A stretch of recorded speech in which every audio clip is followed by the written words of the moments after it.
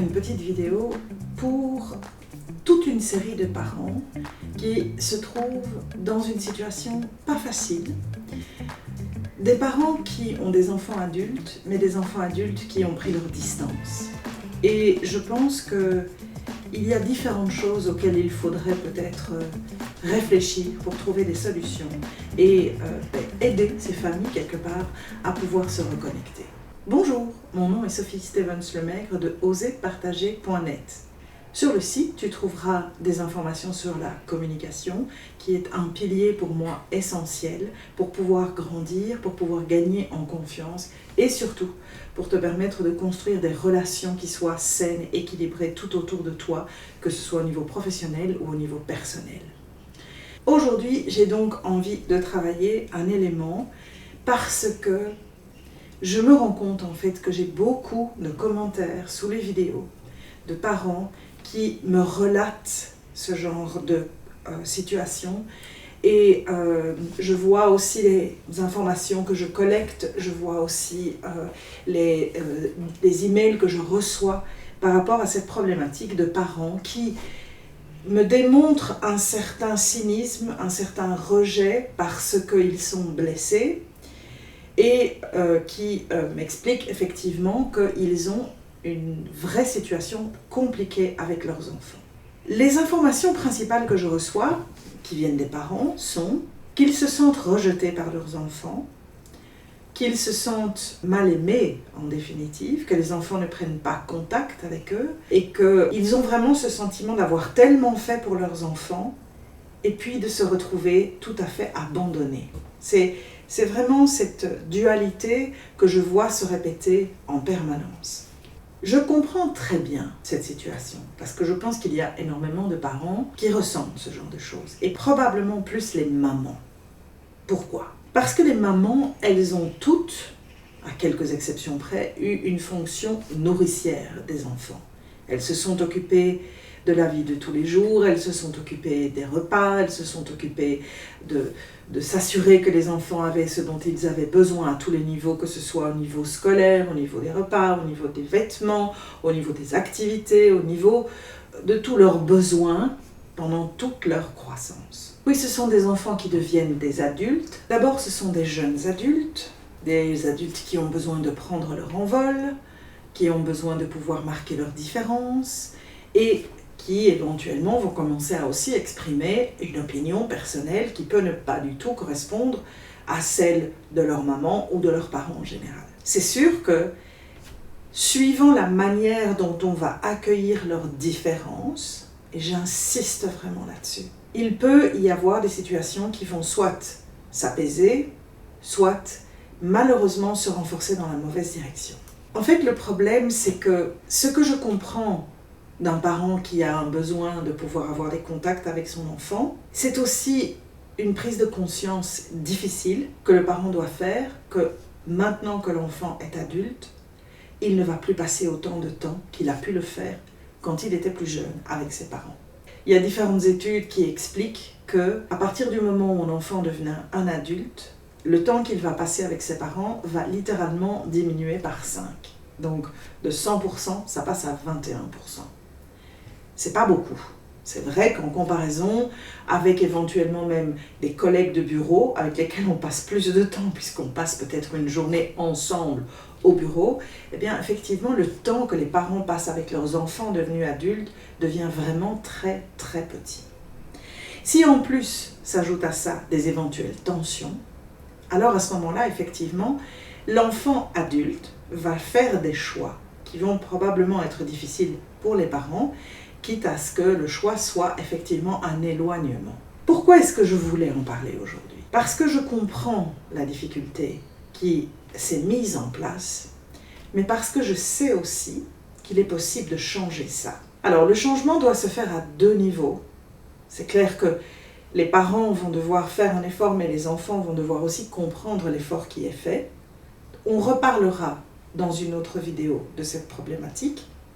Aujourd'hui, on va juste se cibler sur les questions que les parents peuvent éventuellement se poser pour pouvoir se rendre compte de qu'est-ce qui a motivé cette situation. Pourquoi sommes-nous arrivés là ? Je vais prendre 2 éléments prioritaires essentiels qui peuvent déterminer ce genre de situation. Alors, le premier va peut-être te surprendre, le premier va peut-être te déranger, mais je voudrais qu'il t'inspire une réflexion, que tu prennes le temps de prendre un peu de recul et de te rendre compte de ce que je vais t'expliquer. Il faut se mettre sur un postulat que l'enfant ne doit rien à ses parents. Non, ne réagis pas en étant choqué. Je t'explique. C'est toi qui as décidé de les mettre au monde. C'est toi qui t'en es occupé et c'est toi qui as fait le choix de le faire comme tu l'as fait. L'enfant en a bénéficié. Je ne dis pas qu'il ne peut pas être respectueux et te remercier de tout ce qu'il a eu. Mais c'est ton choix, c'est pas le sien. Donc, si toi tu choisis d'être un parent qui a été extraordinairement généreux, tant mieux pour ton enfant. Mais il n'y a pas de nécessité à te dire merci pour autant. Parce que le choix ne vient pas de lui. Il ne t'a rien demandé. Tu as choisi de le faire. Et le problème, c'est que beaucoup trop de parents, pour moi, sont dans ce postulat de « parce que je lui ai tout donné, il me doit de l'amour, du respect, de la reconnaissance, et il me doit de continuer à me voir. » Et cette dynamique-là, elle est vraiment très mauvaise. Malgré tout ce que tu peux croire, elle est malsaine. Parce que ce que tu cherches par-dessus tout, c'est à pouvoir lier avec ton enfant un vrai amour relationnel, une vraie complicité, un respect qui vient de chacun. Que tu respectes ton enfant pour la personne, l'homme ou la femme qu'il est devenu est une chose. Mais que ton enfant puisse te respecter et reconnaître tout ce que tu lui as donné et la chance qu'il a eue de pouvoir bénéficier de tout cela, ça doit venir de lui, d'elle. Et ça ne peut pas venir d'une obligation de reconnaissance. Tu vas te rendre compte qu'il faut du temps pour un jeune adulte d'arriver à cette phase de reconnaissance. Ce n'est pas quelque chose qui va arriver au tout début de son âge adulte. À ce moment-là, s'il y a quelques conflits qui se mettent en place, il va plutôt avoir tendance à s'éloigner. Mais différentes phases de vie peuvent l'amener à revenir vers toi. Si tu veux essayer d'éviter ce genre de période de break, je vais les appeler comme ça, il y a le deuxième pôle sur lequel je voudrais insister. Et le deuxième pôle, en fait, c'est aussi une position que tu vas devoir analyser quelque part de ce que tu as fait jusque maintenant et de ce que tu pourrais peut-être améliorer pour justement pouvoir faciliter vos relations.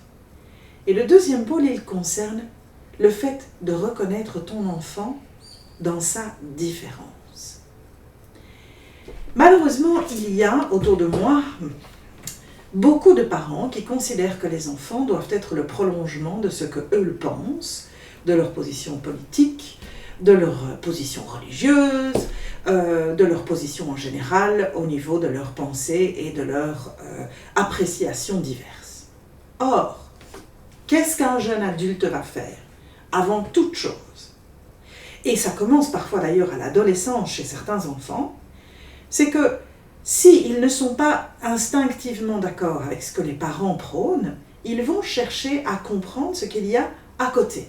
Ils vont essayer de comprendre ce qui, en définitive, se trouve dans la tête des personnes qui ne pensent pas comme leurs parents. Et ils vont enquêter, échanger, écouter d'autres personnes, et à un certain moment, ils vont commencer à développer une opinion. Et le problème, c'est que très souvent, dans ce genre de situation, la première réaction des parents qui entendent leurs enfants, jeunes adultes ou vieux adolescents, faire des déclarations qui sont à l'antithèse de ce qu'ils pensent, c'est qu'il y a un rejet de ce que l'enfant dit. Et quand je dis rejet, c'est vraiment le parent qui essaye de faire comprendre à son enfant qu'il a tort. Or, dans des positions basées sur des valeurs, basées sur ce que l'on croit être important, basées sur comment on veut voir la société évoluer, et je vais te donner un exemple très simple. Les enfants qui développent aujourd'hui une vraie conscientisation par rapport à la problématique de la planète, et qui n'est absolument pas quelque chose que leurs parents considèrent comme essentiel, eh bien là, tu peux avoir des clivages qui sont très très puissants. Qui a tort et qui a raison? Aucun des deux. Chacun a une position, fort de son expérience, de ce qu'il a vécu. Le jeune a le droit de pouvoir se conscientiser par rapport au futur de sa vie.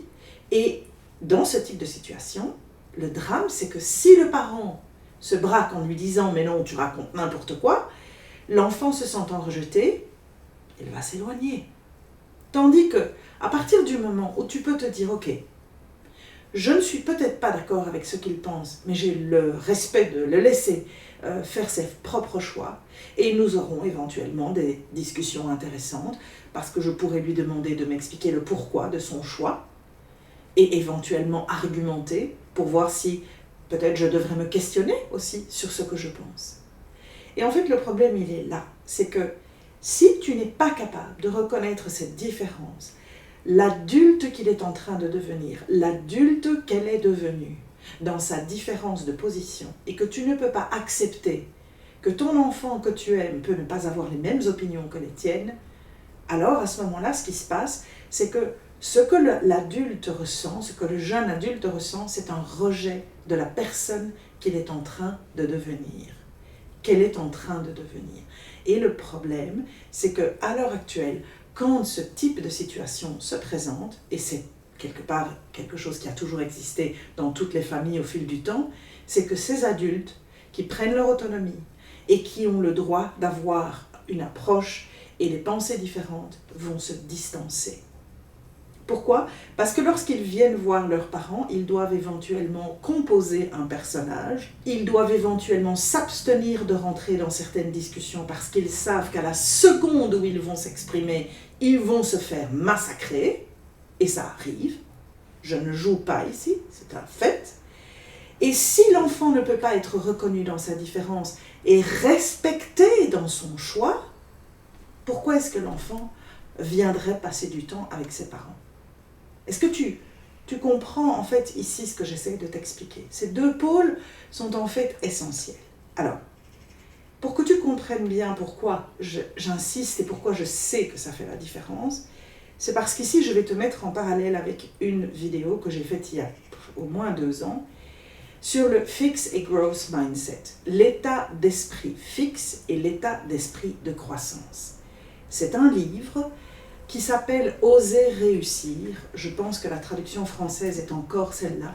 Ou alors il a changé de titre, il s'appelle « Mindset » même en français. C'est un livre en fait du professeur Carol Dweck. Et ce livre est absolument extraordinaire. Parce que dans ce livre, il t'explique en fait pourquoi certaines personnes se figent dans des postures et en définitive ne savent plus évoluer, et d'autres qui s'auto-questionnent, qui se remettent en question, qui se rendent compte qu'un échec, ce n'est pas un échec, c'est juste une leçon de laquelle on doit apprendre quelque chose pour avancer. Et ces deux aspects des choses vont complètement changer la dynamique. Si tu es face à quelqu'un qui a un fixed mindset, qui est assis sur cette postulat de « mes enfants me doivent quelque chose » et « je ne suis pas d'accord qu'ils osent exprimer des opinions différentes dans ma maison », tu es devant un fixed mindset. C'est une personne qui est convaincue que ses opinions sont les bonnes et qui ne tolère pas d'entendre d'autre chose que ce qu'il pense. Et le problème, c'est que tu n'as pas de discussion possible, tu n'as pas d'échange respectueux possible. Tu as une personne qui va s'imposer aux autres, qui va exiger des autres, qui va demander aux autres, qui va revendiquer des droits, comme « tu me dois le respect », etc., etc. Et ce type de relation ne peut pas engendrer des relations sereines, équilibrées et basées sur de l'amour mutuel. Ce sont des relations de dépendance, ce sont des relations d'autorité, où une personne va prendre son postulat et va l'imposer aux autres. Si tu réfléchis bien, quand tu te trouves toi dans ce type de situation, tu t'enfouis. Il n'y a pas de raison que les enfants ne fassent pas de même.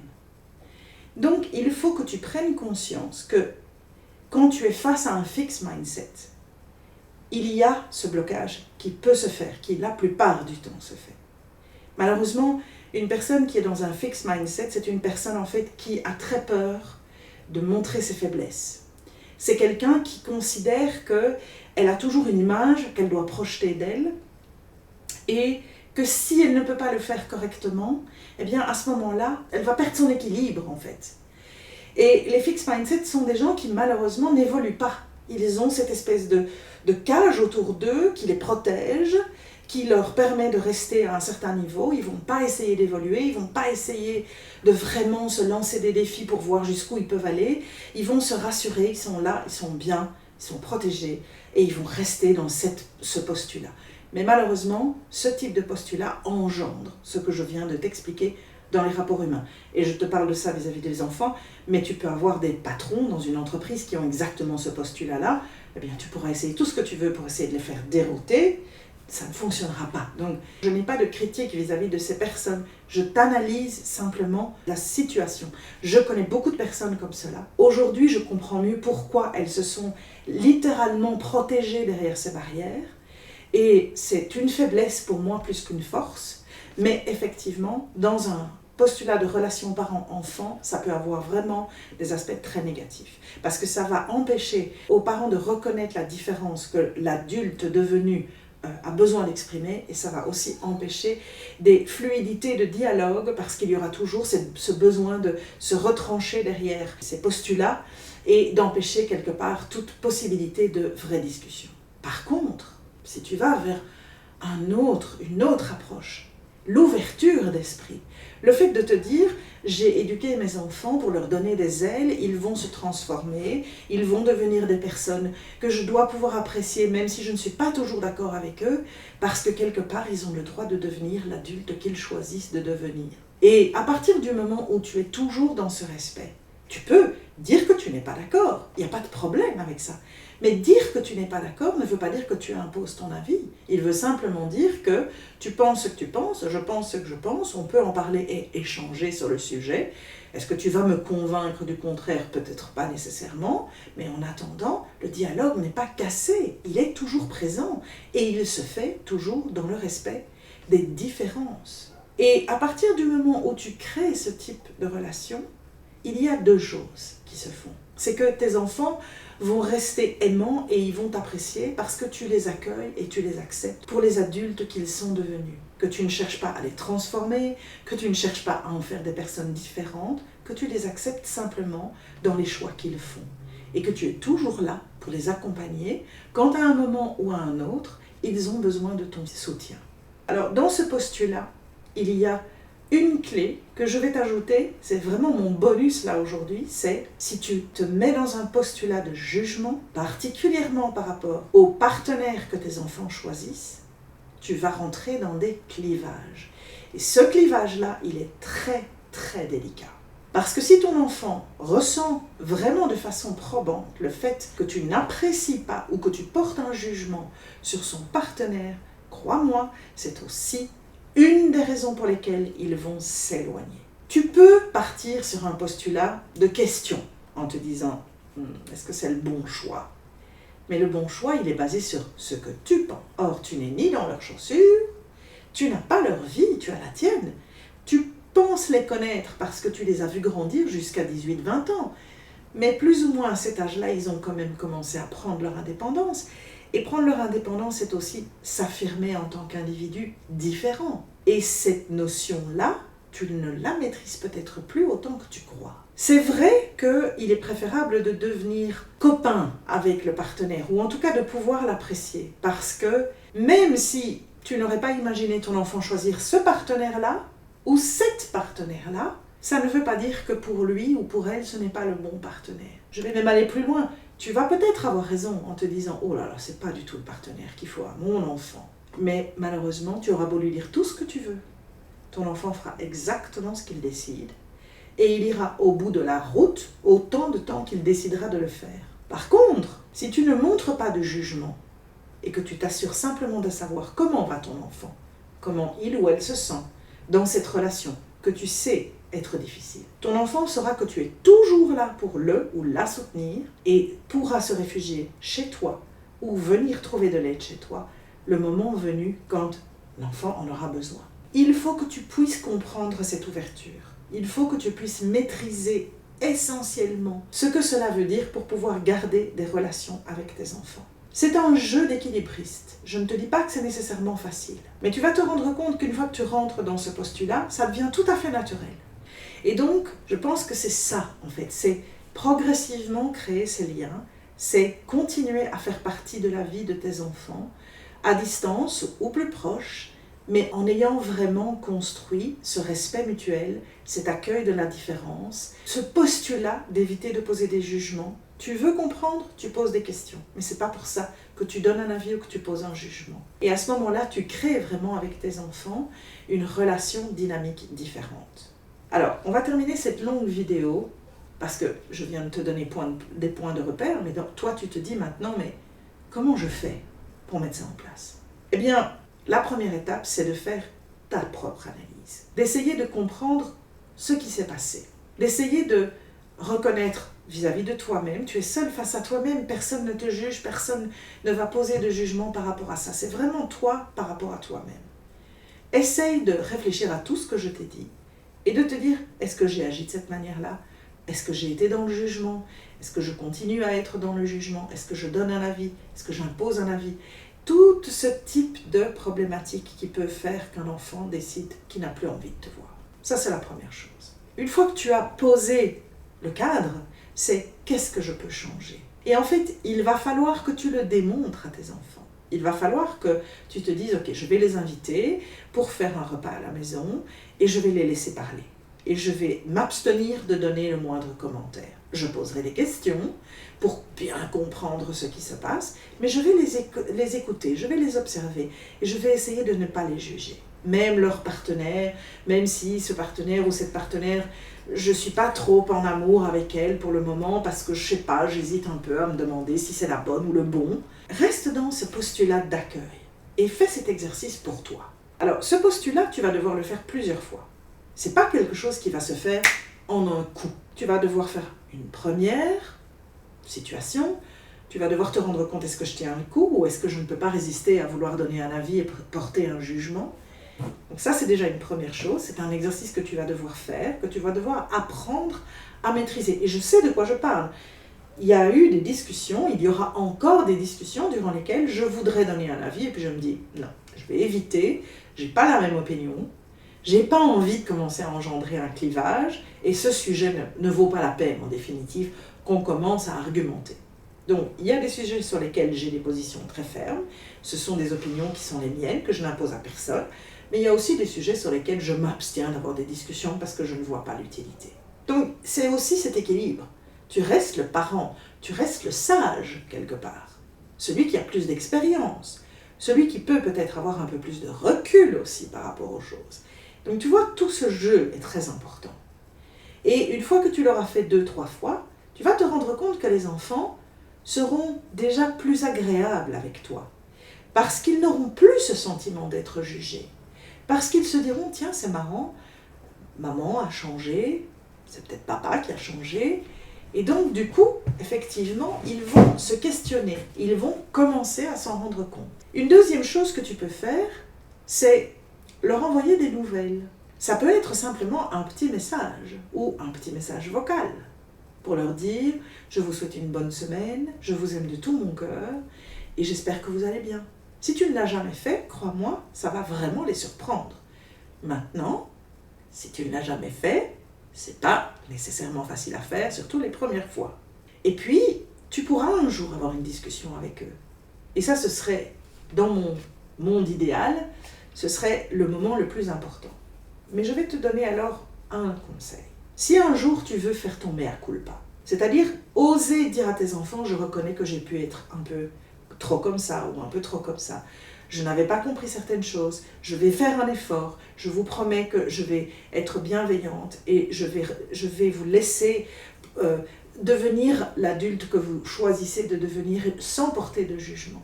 Mais j'aimerais pouvoir quand même encore faire un peu partie de vos vies parce que vous êtes mes enfants et que quelque part vous me manquez. Il n'y a pas là de demande imposante, il y a simplement un message que vous livrez à vos enfants qui est un message de vulnérabilité et qui est un message qui témoigne de l'amour que vous avez pour eux et du fait qu'ils vous manquent. Ce type de discussion, je vous conseille de l'avoir avec uniquement vos enfants, pas les pièces rapportées. Moi j'ai une théorie que j'ai appliquée et que je crois très saine, qui est que quand on a besoin de gérer des problèmes propres à notre famille, il ne faut pas que les partenaires participent. Ce ne sont pas les membres de la famille, ce sont des pièces qui se sont rajoutées. Et certaines discussions doivent pouvoir se faire avec tout l'historique que nous avons partagé, les parents et les enfants, sans ces personnes externes qui ne vont pas comprendre la discussion parce qu'ils n'ont pas assisté à toute la vie qu'il y avait avant eux.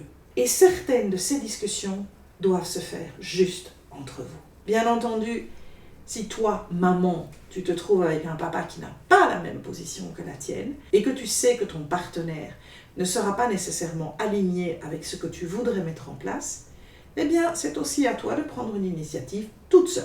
Peut-être que tu peux proposer à tes enfants de les retrouver pour manger ensemble quelque part. Ce ne sera pas à la maison. Et mettre en application tout ce que je t'ai proposé. Et oser leur dire à la fin du repas que tu as vraiment apprécié de passer ce moment avec eux et que tu es heureuse d'avoir pu les écouter te raconter leur vie, leurs changements, tout ce qui se passe. Rester bienveillante et oser leur montrer que tu les aimes et ne pas te cacher derrière la parure du parent qui doit montrer une figure autoritaire. Les parents autoritaires, ce sont ceux que l'on fouille. Essaye. Si tu as le courage de le faire, si tu as envie de le faire, si tu en ressens le besoin, je suis certaine que tu trouveras les moyens d'y parvenir. Mais reprends le temps de revisionner la vidéo une deuxième fois si c'est nécessaire et prends bien conscience de ces deux éléments essentiels que je t'ai donnés, qui sont tellement importants pour que tu mesures jusqu'à quel point ton enfant devenu adulte a besoin de valorisation, de validation de ta part dans sa différence et de pouvoir être respecté dans la personne qu'il devient, qu'elle est devenue, même si celle-ci ne correspond pas à ce que tu imaginais qu'il puisse devenir. Voilà, j'espère que cette vidéo va t'aider à un petit peu mieux comprendre le désarroi dans lequel tu te trouves. Bien entendu, tu te rends compte encore une fois que je suis toujours dans le même postulat de dire les parents doivent se questionner sur leur attitude, mais je sais ce que je dis parce que je sais que je dois le pratiquer et que pour le pratiquer, j'obtiens ces résultats-là. Donc, quelque part, je sais que c'est en étant ouvert, respectueux, bienveillant, accueillant dans la différence et quelque part nourri uniquement par « j'aime mes enfants inconditionnellement » et quel que soit ce que nous allons traverser, nous resterons unis, eh bien à ce moment-là, tu peux vraiment développer avec tes enfants des liens très forts. Des liens qui peuvent encore se renforcer même avec le temps, parce que qui sait si un jour, un de tes enfants ne va pas revenir vivre près de chez toi, parce que vous aurez réussi à construire cette relation tellement forte qui fera qu'il aura envie de te voir, peut-être même tous les jours, qui sait, ça existe, je le sais. Donc voilà, c'est vraiment pour t'aider à te rendre compte que de là où tu es, si tu es juste dans ta posture de « je suis blessée » ou « je vais le rejeter parce qu'ils m'ont tellement blessée », ok, c'est un choix que tu peux faire. Mais rends-toi compte que si on est dans une situation conflictuelle, vous êtes tous les deux responsables. Ce n'est pas juste leur faute. Alors, si tu es capable de faire cette analyse de toi, tu leur montreras le chemin pour aussi se rendre compte que peut-être leur attitude n'a pas toujours été la plus bienveillante à ton égard. Mais pour les aider à pouvoir progresser, il faut absolument, toi d'abord, que tu leur montres le chemin vers cet équilibre, cette sérénité et ce partage positif que vous pourriez construire ensemble. J'espère que ça va t'aider à pouvoir te rendre compte que toute situation peut encore être améliorée.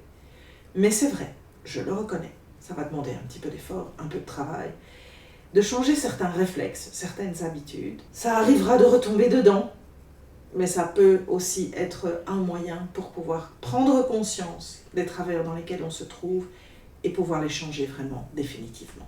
Et je te garantis que ça fonctionne. Voilà, bonne réflexion. Et si tu veux entamer le changement, eh bien j'espère que cette vidéo pourra t'aider à déjà faire les premiers pas dans cette bonne direction. À la prochaine fois. Salut! Cette vidéo t'a intéressé? tu y as puisé quelques informations qui pourraient être utiles, alors pourquoi ne pas la partager avec quelqu'un dans ton entourage, quelqu'un qui ne connaît peut-être pas encore la chaîne. Et si tu veux en savoir plus et continuer à pouvoir quelque part t'informer, voire éventuellement apprendre, je t'invite à souscrire à cette chaîne et n'oublie pas de cliquer sur la petite cloche de manière à être averti chaque fois qu'il y a une nouvelle vidéo disponible. Tu vas me permettre de faire grandir cette chaîne et de pouvoir avoir un peu plus d'impact auprès de personnes qui ont vraiment besoin d'un peu de soutien. Merci beaucoup.